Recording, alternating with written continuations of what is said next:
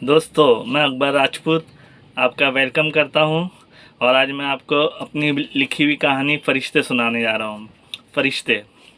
शारिक हिंदुस्तानी film industry के सबसे बड़े अदाकार माने जाने वाले हीरो शाहनवाज खान का इकलौता बेटा था।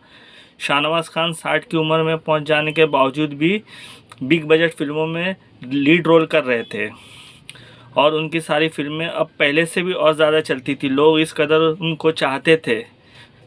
शारिक के बारे में कोई खबर ऑफिशियल तो नहीं थी, पर जनता को ऐसा लगता था कि एक रोज़ उनके सामने शारिक की डेब्यू फिल्म अचानक सरप्राइज के तौर पर आ जाएगी। एक तो लोग उसके फादर को बहुत चाहते थे, दूसरे शारिक की पर्सनैलिटी भी बहुत ही शानदार थी। वो 25-26 साल का हो चुका था। दरमियानी कद, सांवला रंग, मुलायम बाल, कसरती बदन, उसकी शख्सियत बहुत ही आकर्षित थी। खैर, इस वक्त रात के तकरीबन 3 या 3:30 बजे होंगे। मुंबई शहर से बाहर बहुत दूर दराज एक सुनसान इलाके में शारिक की गाड़ी के एक साथ 2 टायर ब्लास्ट हो गए। पहले टायर के ब्लास्ट होने पर शारिक के ड्राइवर रतन ने बहुत ही समझदारी के साथ गाड़ी को कंट्रोल करने की कोशिश की।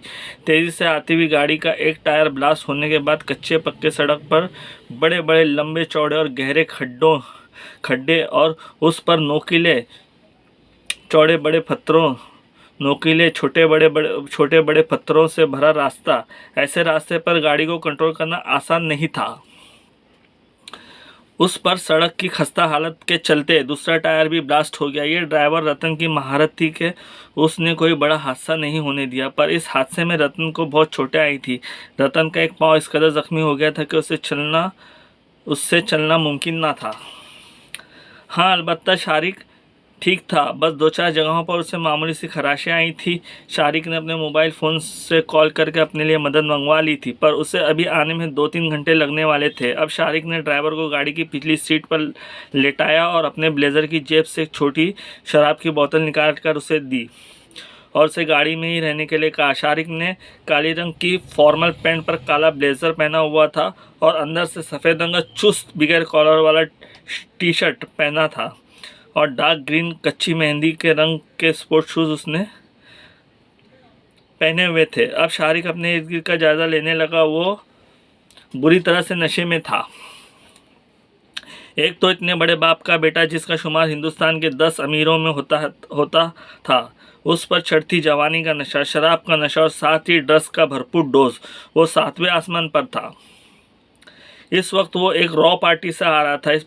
ऐसी पार्टियां अक्सर शहर के बाहर होती है और बड़े राजदारी से रखी जाती है। इन पार्टियों में अमीर घर के बच्चे खुलकर ड्रग्स और सेक्स का मज़ा लेते हैं। सारे ही गैरकानूनी काम का मज़ा यहाँ लिया जाता है, इसलिए कहीं पुलिस की रेड ना पड़ जाए और पार्टी का मज़ा ना ख़राब हो जाए। ये वजह होती है उनकी इन पार्टी को बड़ी राजदारी से और शहर से दूर करने की। सो कुल मिलाकर शारिक नेक्स्ट लेवल नशे में था। वो डगमगाते हुए कदमों से इधर उधर घूम रहा था कि शायद उसे कहीं कोई मदद मिल जाए। अचानक शारिक को काफ़ी दूरी पर एक रोशनी की हल्की सी झलक नज़र आई और वो उसी से चलने लगा। अब ये और बात थी कि कहीं उसे नशे की हालत में ज़मीन पर तारे तो नज़र नहीं आ रहे थे, पर ऐसा ना था। ये रोशनी एक झोपड़ी में से आ रही थी। थोड़े थोड़े फासले से यहाँ 8-10 झोपड़ियाँ बनी हुई थी, पर सिर्फ एक ही झोपड़े में क्रोसिल लैम्प रोशन था। बाकी सारे झोपड़ों में अंधेरा था। शायद वो सो रहे थे। जिस झोपड़े से रोशनी नज़र आ रही थी, शारिक वहाँ पहुँचा। अभी वो पर्दा हटाकर अंदर जाना चाहता ही था कि ऐन उसके मुंह के सामने से पर्दा फटा हुआ था। शारिक एक कदम और आगे बढ़ा और फटे हुए पर्दे से अंदर झाँका। अंदर का मंजर उसे साफ तौर पर और पूरी तौर पर दिखाई दे रहा था। शारिक वहीं खड़ा होकर अंदर का मंजर देखने लगा। झोपड़े में एक बुजुर्ग आदमी चारपाई पर लेटा हुआ था। उसका जिस्म केवल हड्डियों का ढांचा था। बड़ी बड़ी गोल गोल आंखें पूरी तरह से बाहर को निकली हुई थी। उसे देख ऐसा लगता था कि अब मरा कि तब मरा। अंदर कुछ बच्चे भी थे। एक तकरीबन 4 साल के करीब, एक 5 साल के करीब, एक 8 साल के करीब। कुल 3 बच्चे और तीनों लड़के थे। ये तीनों अभी सोए नहीं थे, बल्कि अपनी माँ से खाना मांग रहे थे। उनकी माँ की उम्र तकरीबन 30 साल के लगभग होगी। मैली कुचैली पतली सी साड़ी उसने पहनी हुई थी, जिसका ब्लाउज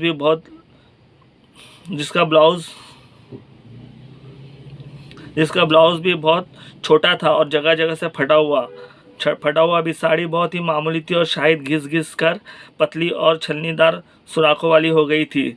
साड़ी इतनी पतली थी कि उसके अंदर का पेटीकोट भी साफ नज़र आ रहा था, वो भी कई जगहों से फटा हुआ था। पर शायद कुदरत इसे ही कहते हैं, इतने ज़्यादा खस्ता हाल होने के बावजूद भी वो बहुत सुंदर नज़र आ रही थी। शायद ऐसे ही किसी मौके पर कीचड़ में कमल खिलता है, जैसी कहावत का वजूद आया होगा। इस खूबसूरती को शारिक ने भी महसूस किया। उस पर वो ड्रग्स के नशे में दसों उस औरत के जिस्म ने उसे बेचैन कर दिया। अम्मा खाना दो, 4 साल के निढाल बच्चे ने तोतली ज़बान में अपनी माँ से कहा। बाकी दोनों बच्चों को भी खाना चाहिए था, पर शायद वो अपनी माँ की मजबूरी को समझते थे। बुरा वक्त इंसान को वक्त से पहले बड़ा कर देता है। भूख से उन्हें नींद नहीं आ रही थी, पर वो दोनों जानते थे कि अगर उनकी माँ के पास खाना होता तो सबसे पहले चारपाई पर लेटे दादा को खाना देती, फिर उन्हें। मगर अभी तक उनकी माँ ने दादा को खाना नहीं दिया था। आजा बेटा, मैं तुझे सुला देती हूँ, माँ ने नन्हे बच्चे को अपनी गोद में लेते हुए कहा। अम्मा, खाने के बगैर नींद नहीं आती, बच्चे ने मासूमियत से कहा और माँ का कलेजा मुँह को आ गया। बेटा कोशिश करो, नींद आ जाएगी, माँ ने बच्चे को थपकते हुए कहा।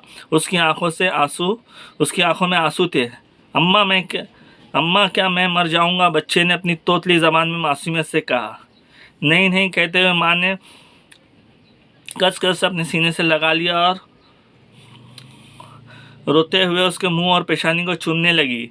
अम्मा मत रो, 4 साला बच्चा अपनी माँ को रोते देखकर तड़प कर बोला। अम्मा तुम क्यों रोती हो अब की बच्चा अपनी छोटी छोटी उंगलियों से माँ के आंसुओं को पोंछते हुए बोला। दोनों बड़े बच्चे भी माँ से लिपट गए थे। अब माँ के साथ तीनों बच्चे भी रो रहे थे।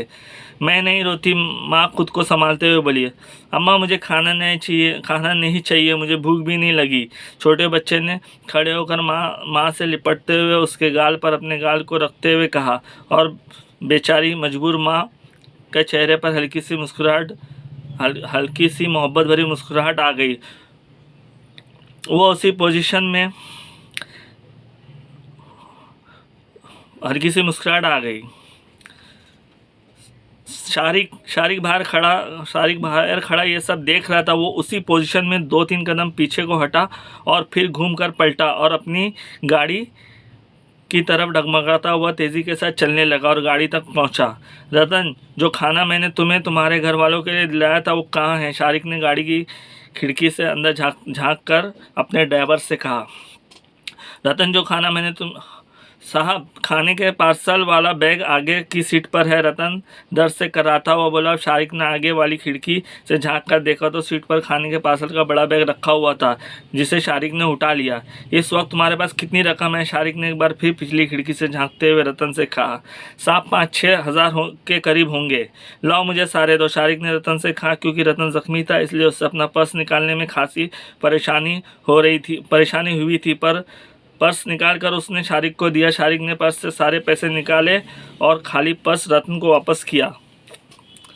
पैसों को शारिक ने अपनी ब्लेज़र की जेब में डाला और खाने वाले बैग लेकर एक बार फिर वो डगमगाता हुआ उस झोपड़े की तरफ चल पड़ा। अब की शारिक सीधा झोपड़े के अंदर घुसता चला गया और एक कुर्सी पर जा बैठा।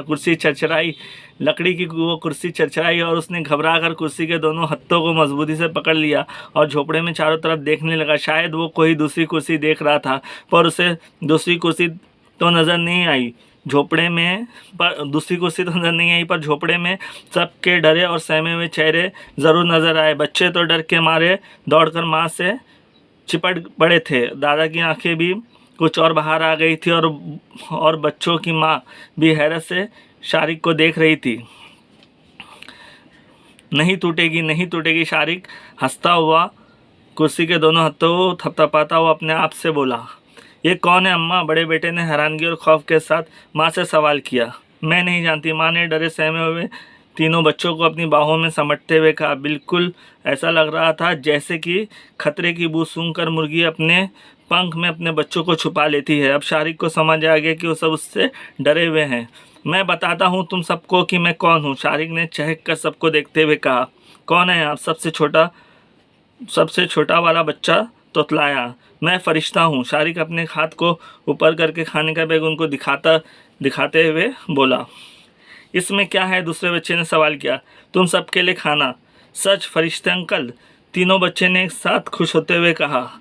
हाँ ये लो, शारिक ने कहते हुए खाने का बैग उनको देना चाहा, पर उनमें से किसी ने भी बैग नहीं लिया और अपनी माँ की तरफ सवालिया नज़रों से देखने लगे।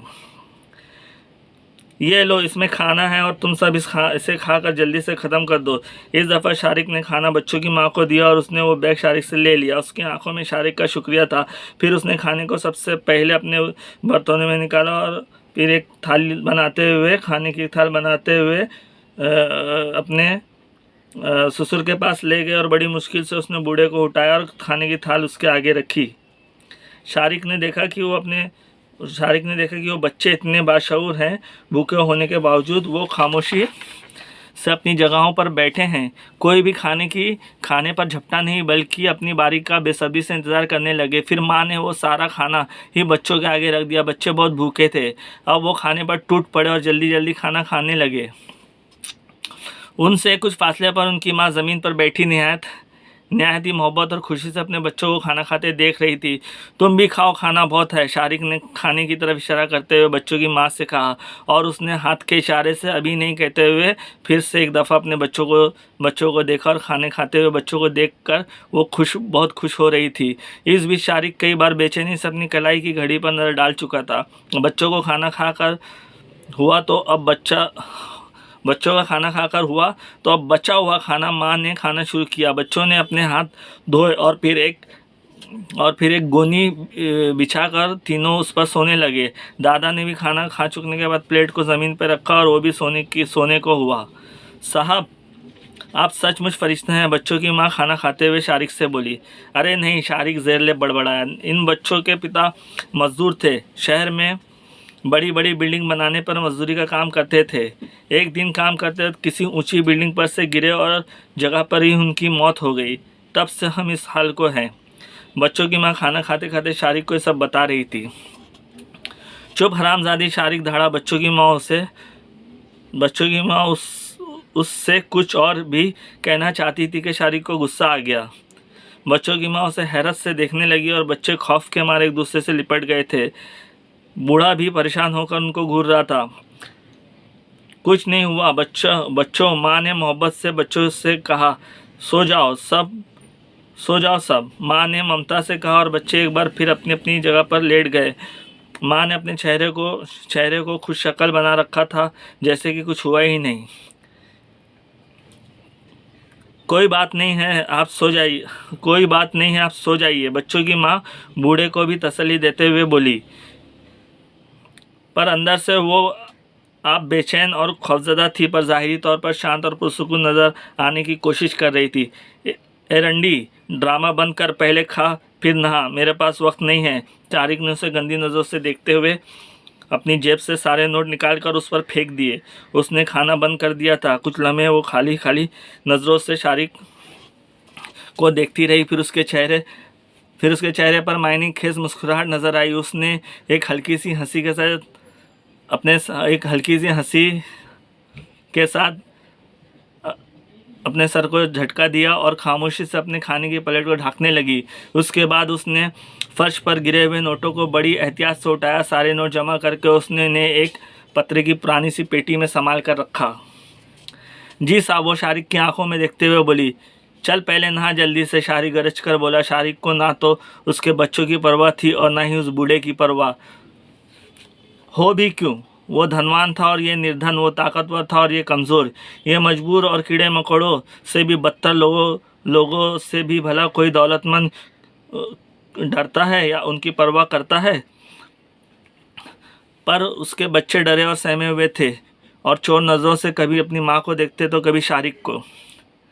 बूढ़े का भी कुछ यही हाल था और वो बेचारगी से कभी अपने बच्चों को देखती तो कभी अपने बच्चों को देखती तो कभी अपने बूढ़े ससुर को। उस छोटी सी झोपड़ी में एक तरफ 2 पानी की बाल्टी और कुछ हंडे पानी से भरे हुए रखे थे। वो उठी और वहाँ गई। उसने अपने सारे कपड़े उतारे और नहाने लगी। अब वो पूरी तरह से नंगी थी और उसका जिस्म भरपूर क़यामत था। शारिक बड़ी बेसब्री से उसे देख रहा था। उसे ये इंतज़ार बहुत भारी पड़ रहा था। वो खुद को संभाल नहीं पा रहा था। तेरा नाम क्या है? शारिक ने पूछा। शारिक को उसे नहाते हुए देखकर बड़ा मज़ा आ रहा था और उसने मज़े लेते हुए ही कहा था, रंडी। वो ज़ेर ले बड़बड़ाई, हरामजादी, मैंने तेरा नाम पूछा है। शारिक गुस्से में दहाड़ा। वो इत्मीनान से नहाते हुए फिर बोली, साहब आप फरिश्ते और मैं रंडी, बस यही सच है। साली तू कितनी शरीफ बनती है क्या? पहले कभी तू किसी के नीचे नहीं सोई? शारिक गरज कर बोला, सोई साहब, जब किसी ने मेरे बच्चों को खाना दिया, मेरे ससुर को दवाई दी, तब मैं उनके नीचे सोई साहब। वो इत्मीनान से नहाते हुए बोली। शारिक को उसकी बातों पर बहुत गुस्सा आ रहा था। उसकी बातें शारिक को चुभ रही थी।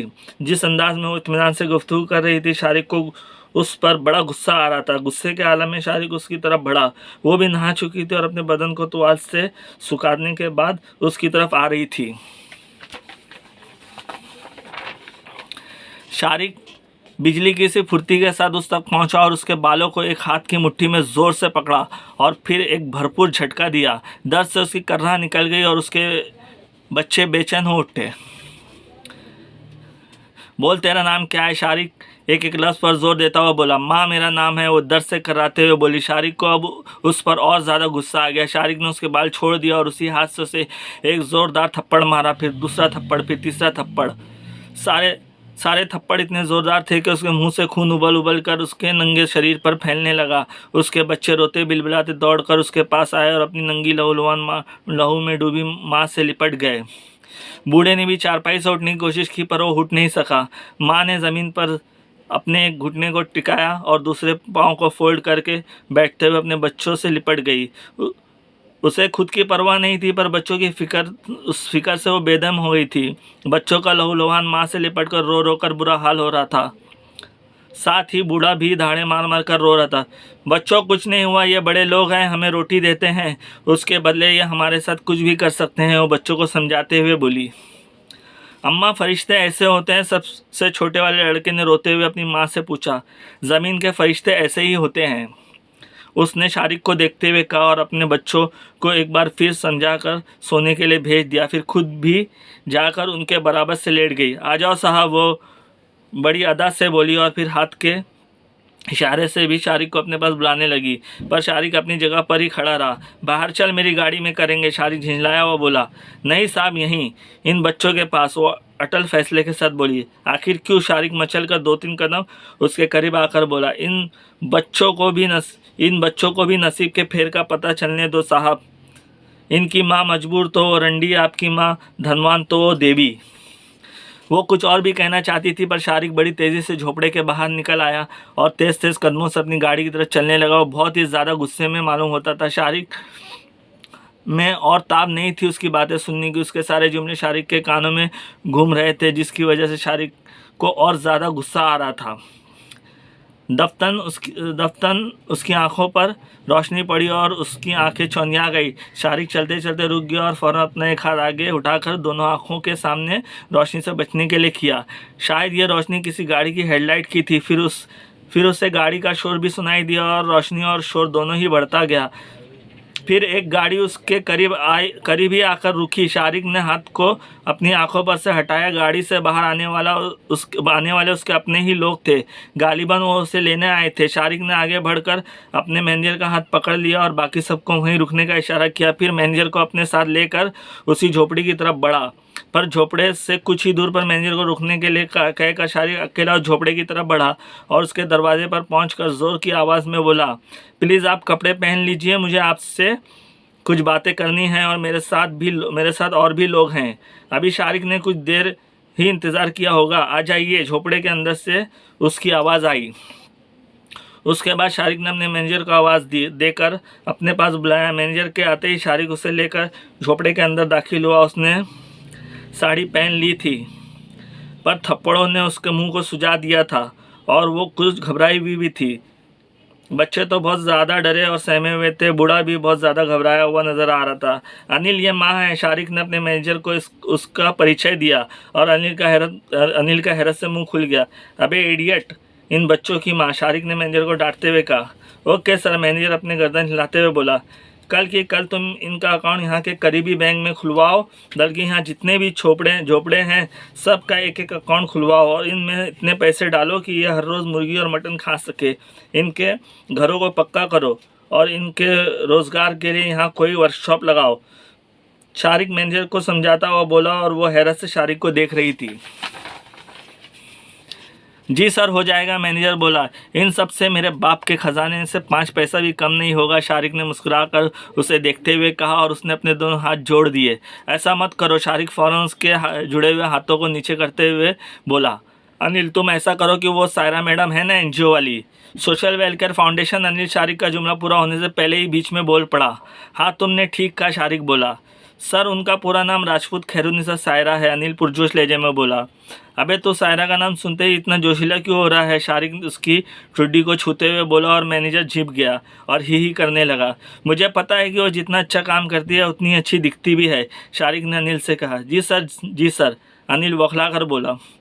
और जो तू अभी कह रहा था ना कि उसका पूरा नाम राजपूत खैरुनिसा सायरा है। जी सर, अनिल बेवकूफ़ों की तरह बोला। अबे साले, वो मेरी बहुत अच्छी दोस्त है, शारिक अनिल के सर पर एक चप्पल लगाते हुए बोला और अनिल हाँ में गर्दन हिलाते हुए अपने सर को सहलाने लगा। सायरा अपने एनजीओ के ज़रिए इस तरह के काम करती है और ज़रूरतमंदों की मदद हमेशा करती है और उनके लिए रोज़गार मुहैया करती है। सब और इस तरीके कई दूसरे का मददें वो लोगों के लिए करती है। तू कल उसको मेरे ऑफिस पर बुला, मैं यहाँ का सारा काम सायरा के सुपुर्द कर देता हूँ, शारिक अनिल को समझाते हुए बोला। ठीक है सर, अनिल ने कहा और शारिक ने देखा कि वो बड़े गौर से शारिक को देख रही है। और माँ, अभी मुझे इजाज़त दो, शारिक ने उससे कहा और उसने शर्मा कर गर्दन झुका ली। कल यहाँ सायरा मैडम आएंगी, तुम उनसे मिल लेना, शारिक ने फिर कहा। जी, उसने गर्दन हिलाते हुए कहा। और मैं तुमसे एक बात और कहना चाहूँगा कि माँ चाहे जिसकी हो, वो देवी ही होती है, शारिक ने मुस्कुराते हुए एक एक लफ्ज़ पर जोर देते हुए कहा और वो झिप गई। ओके, टाटा बाय बाय कहते हुए शारिक जाने लगा और वो बहुत गौर से जाते हुए शारिक को देख रही थी। हकीकन दफ्तन शारिक उसकी तरफ पलटा और ज़ोर से आवाज़ लगाते हुए उसने कहा, थैंक यू। किस बात के लिए, उसने धीमे से कहा, पर शारिक ने सुन लिया। मुझे फरिश्ता बनाने के लिए, शारिक हंसते हुए बोला और वो भी हंसने लगी। दोस्तों, ये थी मेरी कहानी फरिश्ते। बहुत उम्दा कहानी है, बहुत दिल को छू लेने वाली कहानी है। मुझे उम्मीद है आपको पसंद आएगी। मुलाकात होगी। Okay, bye.